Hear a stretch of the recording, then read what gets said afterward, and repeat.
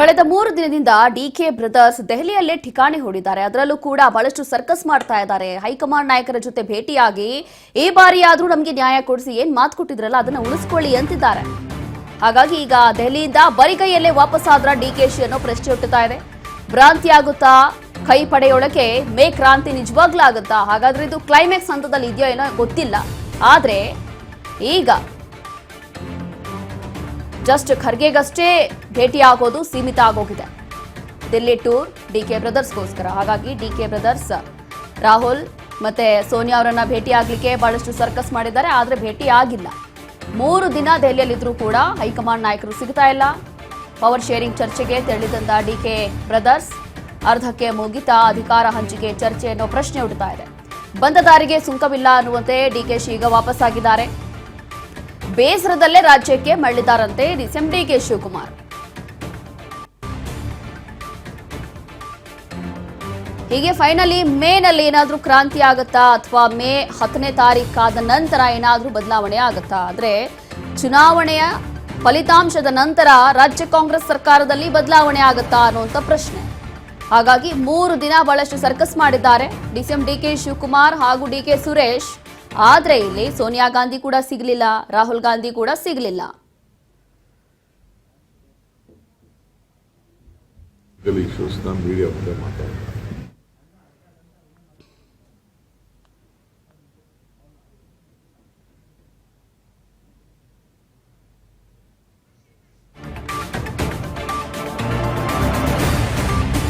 ಸಂಬಂಧ ಮತ್ತೆ DK Delhi rounds ಹಾಕ್ತಾರಾ?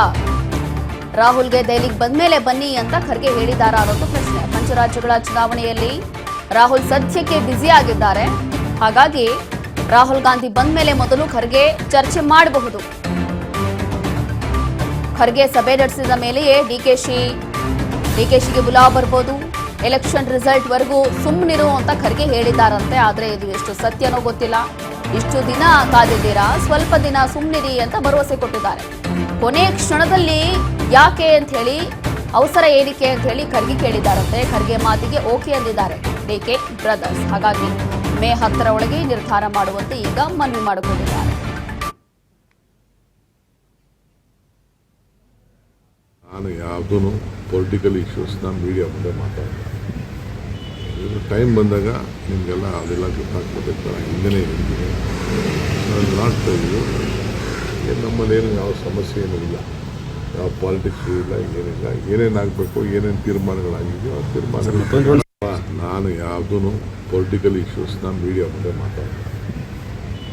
ಟೈಮ್ ಬಂದಾಗ ನಿಮಗೆಲ್ಲ ಅದೆಲ್ಲ ಗೊತ್ತಾಗ್ಬೋದಿತ್ತು. ಹಿಂಗನೇ ಹೇಳ್ತೀನಿ, ನಾಟ್ ಇದು ನಮ್ಮಲ್ಲಿ ಏನು ಯಾವ ಸಮಸ್ಯೆ ಏನೂ ಇಲ್ಲ, ಯಾವ ಪಾಲಿಟಿಕ್ಸು ಇಲ್ಲ, ಏನಿಲ್ಲ. ಏನೇನಾಗಬೇಕು, ಏನೇನು ತೀರ್ಮಾನಗಳಾಗಿದೆಯೋ ಆ ತೀರ್ಮಾನಗಳು. ನಾನು ಯಾವುದೂ ಪೊಲಿಟಿಕಲ್ ಇಶ್ಯೂಸ್ನ ಮೀಡಿಯಾ ಮುಂದೆ ಮಾತಾಡ್ತೀನಿ.